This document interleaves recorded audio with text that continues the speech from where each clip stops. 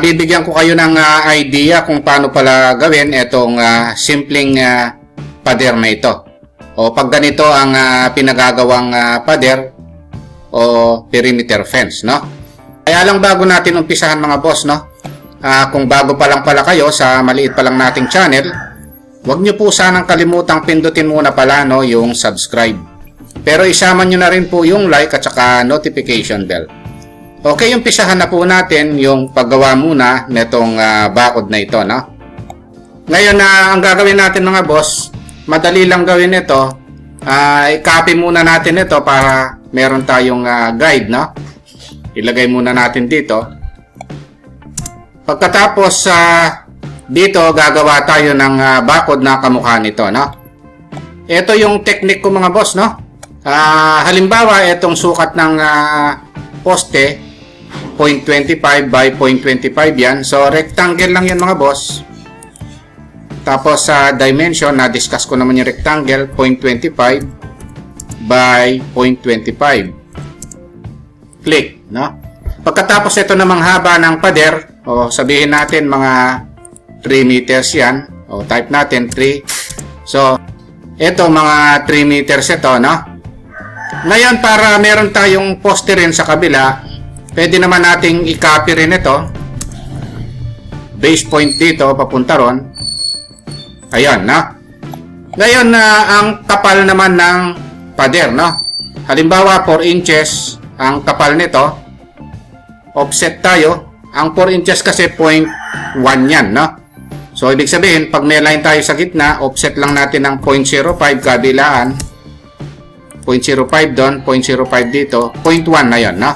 So, i-erase lang natin ito. Ngayon mga boss, pag nagawa na natin ito, itong 2D ito, pwede na nating i-3D dito, no? So, ito yung dalawang poste na 2D, tapos ito naman yung wall, no? Na 0.10 or 4 inches, no? So, kung naaalala nyo yung command na press pull, at saka yung extrude, mati-3D na natin ngayon itong pader na ito, no?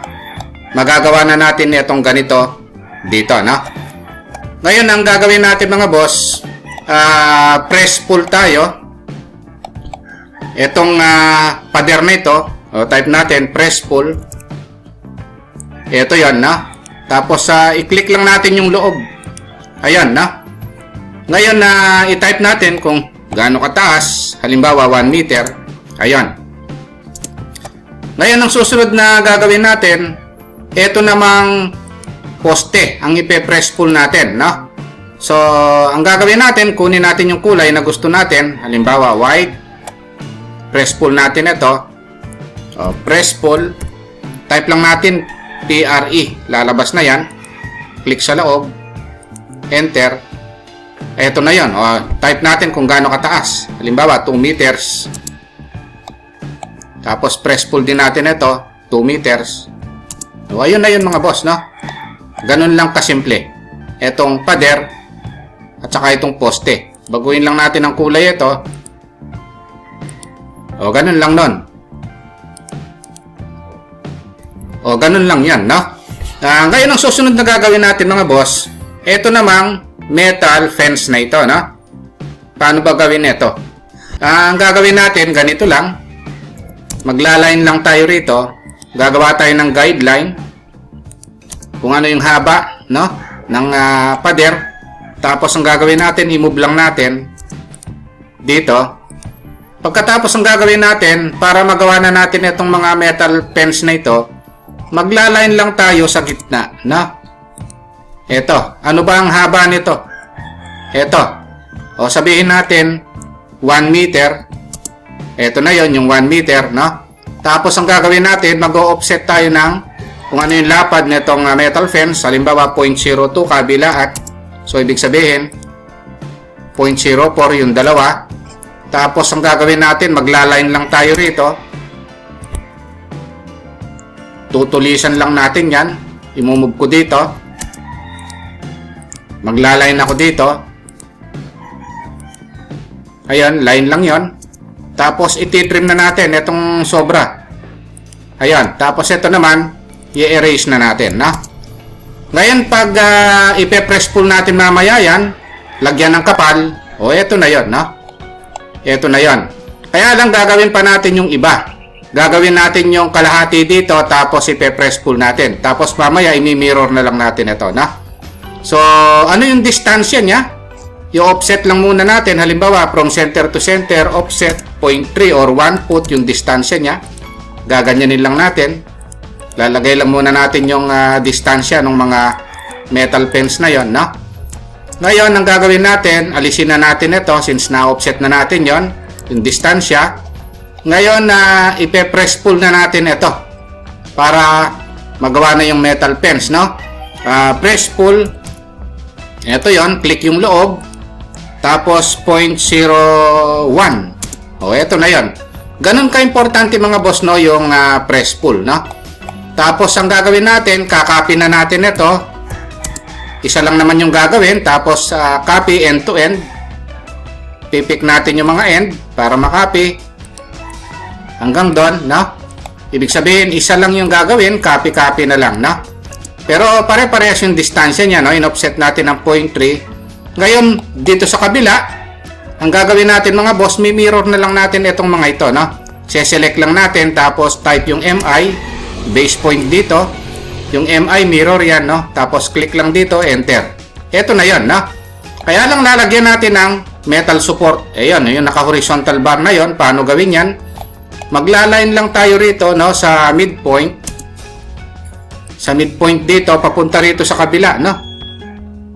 Ayun, dito sa midpoint dito. Ayun, no? So, siguraduhin lang natin mga boss, no? Kailangan makita natin yung midpoint. Pag hindi natin nakita yung midpoint, wag nating ituloy, no? Kasi tansyahan lang yan. Click. Ayun, midpoint. Tapos, click dito. Midpoint, nakita na naman. Go offset na tayo ngayon, no? 0.03, halimbawa, mas makapal ito. 0.03, 0.03, 0.06 yan, no? So, i-erase na natin ito. Tapos, magre-rectangle na lang tayo. Dito. Para one entity siya. Kasi itong ganito mga boss, hindi makukuha sa press pull yan, no? Sa extrude, dun natin na gagawin. Ngayon ang gagawin natin, i-extrude na natin. DXT, extrude. Tapos 0.01 din, yung kapal. Ito na yon, no? Tapos erase natin ito. Ayun. Kaya i-review nyo yung command na extrude mga boss at saka yung press pull na na-discuss ko na ng mga previous video natin, na para magawa nyo itong mga ito. Ngayon ang gagawin natin, ito para maging one entity yan, na-discuss naman natin yung group command, no? Kaya dapat susundan natin yung mga diniscuss nating command, na baguhin ko yung kulay. Ngayon ang susunod na gagawin natin mga boss, since nakahiga siya, itatayo natin ito, na parang ito, na dito. Ngayon na ang gagawin natin, meron tayong command na diniscuss na rin natin ng mga previous video. Rotate 3D. Ito yan, no? Se-select lang natin ito. Paste first point dito. Second point doon. Saka natin i-type yung 90 degrees. Ayan, no? Ngayon, imumove na natin magmula rito papunta naman doon, no? Sa taas. Ngayon, para madaling i-move yan at accurate, ang gagawin natin, mag-wireframe tayo rito. Views, Visual Styles, Wireframe, na-discuss din natin yan. Kunin nyo na ito. Tapos yung gitna, ito yon. M for move. Click natin dito. Ilagay natin dito, sa midpoint dito. No? Siguraduhin lang natin na babasa natin yung midpoint mga boss, ha. Pag hindi natin mabasa yung midpoint, wag nyong i-click. Ayun, nakita na natin. Nag-midpoint na. Ayun, so ibig sabihin, tama na, no? Ngayon, i-move natin. Pwede tayo mag-click sa malayo, i-type natin mga 0.05. Kasi kalahati ng 0.1, 0.05, gigitna na yan, no? Ayan yung pader, no? Na merong metal frame. Pagka pumunta tayo dito sa view, tapos sa visual styles, pumunta tayo sa realistic, eto na yun mga boss, oh. So, ganun lang mga boss, no? Sa totoo lang, mas madaling gawin ito kumpara dito sa may paarkong ito, no? Kung gusto niyo namang matutunan itong may paarkong ito mga boss na medyo may kahirapan, panoorin niyo yung dati nating video, no, na in-upload, no? Tinuro ko ito step by step, no? Ngayon, kung yung pinagagawa sa inyo ito lang, na-discuss na natin, no? Pag nagawa na yung isa mga boss, i-group nyo na lang ito para one entity siya. One entity na ito. Buo na, no? Ngayon, pag nagawa na itong isang ito, i-move na ito dito. Pag na-move naman, copy-copy na lang, no? Ngayon, para magawa ito, i-rotate, tapos copy-copy uli. Tapos pagdating dito, i-rotate na naman, copy-copy uli, no? Pagka typical lang yan, no? Hanggang dun sa likod. Kung paano ko ginawa ito mga boss, no? Kung paano ko kinapi ito, gumawa lang kasi ako ng isa rito, tapos kinapi-copy ko lang. Panoorin nyo yung videong ginawa ko nung nakaraan mga boss, no? Ngayon, ang susunod na gagawin natin mga boss, itatabi na natin ito. Nagawa na natin yan. Paano naman gawin itong ganito? Itong gate na ito, no? Actually, itong gate na ito mga boss, parang ganun din ang gagawin natin mga boss, no? Same command, yung extrude tsaka yung press pull, no? So, same procedure, gagawa rin lang tayo ng line dito para maging guide. Tapos, ang gagawin natin, i-move natin yung guideline na yon, no? I-move natin ito, yung ginawa natin guideline na yan. Gagawin natin dito. Tapos, ano ba yung height nito ng gate na ito, no? I-offset natin ngayon dito. Halimbawa, mag-o-offset ako. Halimbawa, 1.8, no? Magmula rito hanggang dito, ayun, no? Pagkatapos nun, magre-rectangle tayo ngayon, no? Rectangle tayo magmula rito hanggang sa kabila. Ayun. Ngayon, mag-o-offset ako ng 0.1. Offset ko ito ng 0.1. Tapos, maglaline ako rito. Ganito lang yung sample ko mga boss, ha? Ito lang yung ginawa kong halimbawa, pero kayo baka iba. Binibigyan ko lang kayo ng idea, no, kung paano gawin ito. Tapos mag-offset ako rito ng 0.05 kabilaan, no, para 0.1 din. Ayan, no. Ito na yon, yung frame natin. Ito na, frame na ito. Ngayon, paano naman gawin itong malapad na ito? So actually, para magawa yan, gagawa rin lang tayo ng line dito sa midpoint. Gagawin natin yung isa, tapos magmi-mirror tayo, no? Offset tayo ngayon. Siguro ang offset distance mga 0.15 para 0.3 yan, kabilaan. Ayan. Tapos pag nagawa naman yung isa, i-mirror na lang natin mamaya, no? So ngayon pwede na tayong mag-press pull mga boss, no? Press pull. Press pull muna natin itong ayun, no? 0.01. Tapos ito naman, press pull din natin 0.01. Ito, press pull din natin 0.01. Ayun. Ngayon ito, ang gagawin natin, lagyan natin ng ibang kulay, no, para humiwalay siya. Tapos ito, lagyan naman natin ng ibang kulay ito para humiwalay din siya. Ganon. Tapos copy na lang natin ito mga boss, no? Copy. Base point tayo dito, no? Ang distance niyan, lagay na lang natin na 0.5. Ayun, na. Copy na naman natin ito. Na-discuss naman natin yung pag-copy-copy. Magmula rito, base point, 0.5 yung layo. Ayun. Pag nagawa naman ito na, nagawa na yung tatlo, i-mirror na natin yan mga boss, no? Para meron dun sa kabila, no? Ayun. Pag nagawa naman yon, i-group na natin, no? Group para maging one entity. Tapos, since buo na siya, i-rotate 3D natin ngayon, no? Rotate 3D. Ito yon. Select natin ito.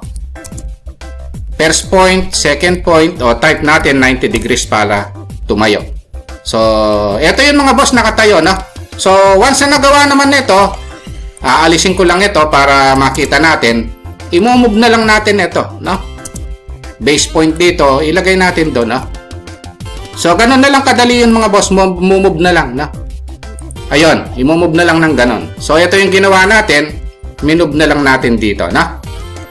Ngayon, ang susunod na gagawin natin mga boss, ito ng isang gate na ito, no? Ang gagawin natin, maglaline lang tayo rito. Ayun, no? Gagawin nating guideline yan, ortho-on lang natin. Tapos, i-move natin. Yun yung lapad ng gate, no? Move lang natin. Tapos yung taas ng gate, i-offset lang natin. Ito, magmula dito hanggang doon, no? Halimbawa, ang offset distance nito o yung taas ng gate, offset lang natin 1.8. Ayun, tapos magre-rectangle tayo. Ayun na. Tapos mag-o-offset tayo yung mga frame, halimbawa 0.1. Ayun na, tapos offset ulit tayo, halimbawa 0.2. Ayun na. Tapos ang susunod, i-offset ulit natin. Bahala na kayo sa design, no? Ako, i-design ko na lang na ganito, halimbawa 0.3 magmula rito hanggang doon. Ayun na. Ang susunod na gagawin natin ngayon mga boss, o i-discuss naman natin ngayon, yung press pull, no? So, unahin ko nang i-press pull yung nasa gitna. Ito, yung maliit na yon. Ayun, siguro mga 0.04. Ito naman, susunod, mga 0.03. Ito naman, susunod, mga 0.02. Tapos ito naman, panipis ng panipis, halimbawa 0.01. O yun, kanya-kanya design na lang. Tapos lagyan ko lang ng ibang kulay mga boss para makita nating maayos. Kulay-kulay na lang. Ito halimbawa kulay medyo yellow. Ayun. Tapos ito naman kulay blue. Ayan na. So, ganun lang. Sinimplihan ko na lang mga boss. Pinrest pull ko lang yan, no? Ngayon, ang susunod na gagawin natin, i-group ito. Buti sa wala lang tayong idea, no?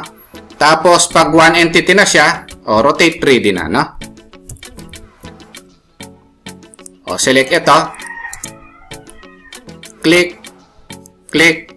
90 degrees. Ayan, na. Ngayon, i-move na lang doon, no? Erase ko yon para makita rin natin kung paano i-move. Hawakan dito, tapos ilagay doon sa midpoint nito. Ayan, na. Kahit paano, binigyan ko kayo ng idea dito sa paggawa nitong simpleng pader na ito, no? At saka yung paggawa ng gate, no? Kung gusto nyong matutunan mga boss, itong gate na ito na may nakapa-arc, no? Nakapa-carve. Panoorin nyo lang yung previous video natin, no? Yung mga nakaraang video natin, ginawa natin ito, no? Ngayon, ang gagawin naman natin ngayon, etong solid na ito, paano ba butasan? Ayan yung subtract command, no? Diyan papasok yung subtract command. At kung paano naman gawing one entity, yung mga 3D object, diyan papasok yung union naman, no? Dito sa subtract mga boss, kailangan meron na tayong in-extrude, no? Kailangan meron na tayong solid object, no? So, bago tayo mag-subtract, halimbawa, gagawa ko ng rectangle dito. Pagkatapos, isolid ko rin ito. Extrude. Select and then enter. So, in-extrude ko siya. Baguhin ko lang yung kulay. Ngayon, kung halimbawa gusto kong butasan itong pader na ito o wall, no? Ngayon, mabubutas natin yan using subtract, no? Ang subtract, ang shortcut command yan ay SU. Ito yon. Ise-select natin yung sa subtract and then enter. And then, ise-select natin yung pang subtract. Then, enter. So, ngayon, ito, nabutas na. Ayan yung subtract command, no? Para makita natin ng maayos, pupunta tayo dito sa view and then visual styles. Ilagay natin sa realistic. So, ito yon, no? So, nabutas siya. So, ganito lang yan, no, mga boss, no? I-review ko lang. Halimbawa, meron tayong rectangle dito. In-extrude natin. At nilagyan natin ng kapal. Baguhin ko lang. Ngayon, gusto nating butasan, no? Itong wall na ito. Type natin yung SU, no? Or subtract. Ayun, no? And then, una nating ise-select yung bubutasan. And then, i-enter natin. Ang susunod na ise-select natin yung pangbubutas. And then, enter. Ayun. So, nabutas na siya. Ayan yung subtract command, no? Pero halimbawa, gusto nating gawin ay maging one entity naman yung object, no? Halimbawa, gumawa ako ng rectangle dito at ito in-extrude ko, no? Ginawa ko solid. At halimbawa, meron akong circle dito, in-extrude ko rin. Baguhin ko yung kulay para madaling ma-identify yung iba. At kung halimbawa, no, gusto kong gawing one entity, no? Kasi ito, buo pa siya, dalawa sila, no? So, ibig sabihin, magkahiwalay. No? Gusto kong maging isa na lang sila. Ang susunod na command natin is yung union naman, no? Ayan, ang shortcut command ng union is uni. UNI, no? Select natin yung dalawa. Then enter. Ayun, no? One entity na sila, no? So, ibig sabihin, magkasama na sila, no? Ayan yung union. Halimbawa, gagawa tayo ng puting, no? So, then offset lang ako. Ayun, no? Extrude ko lang ito. Ito naman, extrude ko pataas, no? Kung gusto natin gawing one entity yung dalawang yan, kasi magkahiwalay pa. Ayun, no? Magkahiwalay, oh. Kung gusto nating buo siya, no? Isang object na lang yan. Ang command is UNI or union. Select natin yung dalawa. And then enter. Ayun, no? One entity na siya, no? Ayan yung union, no? Basta tandaan natin kung gusto nating gawing one entity yung object, union ang command, no? Kung gusto naman nating butasan yung object, subtract yung command. Okay, umpisahan na po natin yung topic natin sa extrude command. Ang first step mga boss na gagawin natin ay pumunta tayo dito sa 3D views. Pipick ko lang itong views and then punta tayo sa SW isometric or southwest isometric and then isusum ko lang. Lalapit lang ako. Ang una kong gagawin ay gagawa ko ng mga objects, halimbawa ng rectangle, which is yan yung gagawin nating mga examples, no? Circle, and then polygon, number of sides, halimbawa 5 sides, and then ikakopy ko lang ito para meron tayong comparison, no? Nung mga options.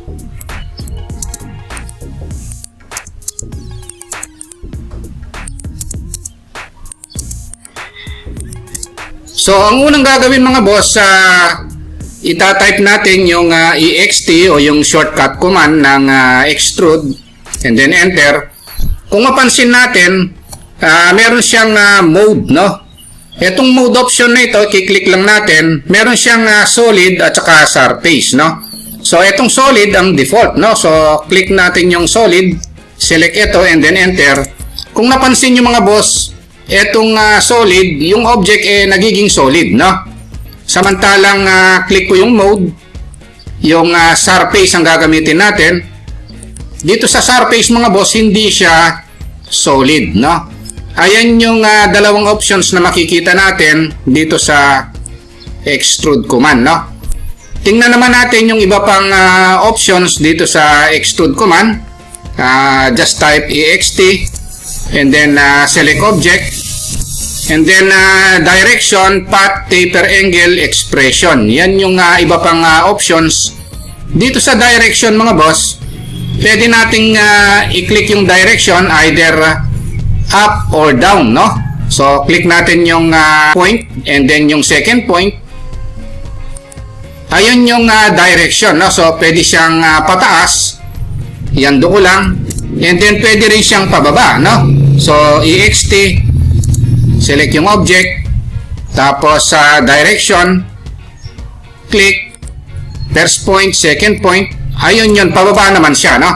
So kung napansin nyo mga boss, hollow pa rin itong ginagawa natin kasi hindi natin na solid kanina, no? So nung nag-extrude kasi tayo kanina, mode, naka-surface pa rin tayo. So kung gusto nating i-solid, click natin yung solid, no?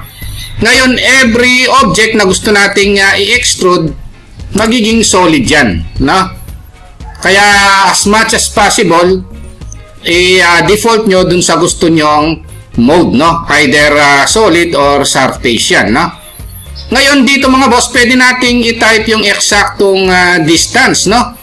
Under direction, gusto nating i-type yung height na gusto natin, either upward, positive yon, or downward, negative, no? O, kung halimbawa upward siya, 2, then enter. So ito yon, magmula rito hanggang doon, 2 unit yon. Kaya kung unit natin is meter, 2 meters yon, no? Ayan yung direction. So pwede rin ganito ang direction mga boss, ha? Halimbawa, meron akong line na susundan ng direction. I-move ko lang ito. Ito yung susundan niya, no? Ayan yung direction na gusto nating sundan, no, ng object na gagawin natin. EXT, then select yung object and then enter. Just click direction. First point ito, second point yun. Ito yung in-extrude natin, which is direction option, no? Okay, punta tayo sa ibang option pa ng extrude, no? EXT and then select object. Meron tayong option na taper angle naman, no? Dito sa taper angle, pwede nating i-type yung angle natin, no? Halimbawa, gusto natin na 20 degrees. Then enter. Ito yon, no? 20 degrees. Pero ang height niya halimbawa 1 and then enter. So ito yon, no? 20 degrees yung angle ng pagkakataper. Ang ibig sabihin niyan mga boss, magmula rito hanggang dito 20 degrees yan, no? Papasok. Ngayon subukan naman natin i-try yung negative angle naman, no? Type EXT, select object and then click taper angle. Type negative taper angle, negative 20 for example, no? And then enter.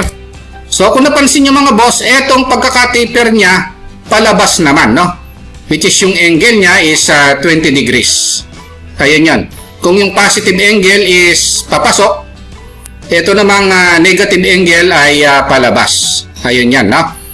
Okay, i-try naman natin itong expression. Actually, itong expression na ito, ganito lang ito mga boss, no? Halimbawa, rectangle, extrude, select object, enter, tapos expression, para ring itinatype natin yung gusto nating height, no? Halimbawa, 3 meters, 3 and then enter. Ayun yan. So, magmula rito hanggang doon, ang height niya is 3 meters, no? So, kung pababa naman siya, negative 3 naman, no? Ayan yung expression. EXT, select, enter, expression. O halimbawa, negative 3 naman, pababa naman yun, no? Ayun. Kumbaga sa ano ay pabaon yun, no? Kung ito is elevation 0, negative yon, yung positive upward, no? Yung negative is downward, no? Next option ng extrude, halimbawa, meron tayong circle dito. At gagawa tayo ng path, no? Next step is yung option na path ng extrude, no? So just type 3D poly or yung 3D polyline, no? Click lang tayo rito. Itong 3D polyline mga boss, pwede siyang X, Y, and Z axis, no? Kung napansin nyo, pwede siyang X, Y, Z, no? Kasi 3D poly ito or 3D polyline, no? Pwede rin nating ilagay yung eksaktong sukat, no, ng 3D poly, no? Halimbawa, gusto natin na itong 3D poly, ang eksaktong sukat niya 2 meters. Magmula rito hanggang doon 2 meters, no? Pinagtatansya ko lang ito, pero pwede ito, no? Pwedeng direct distance method. Na-discuss naman natin yung mga direct distance method ng polyline at saka ng line, no? Ang susunod na i-discuss natin itong extrude, select object, and then enter. Ito namang path option, no? Click yung path, and then i-select natin ngayon itong path, no? Ayun yan. So, ibig sabihin, yung object natin ito, tatakbo yan doon sa path. Ayun na.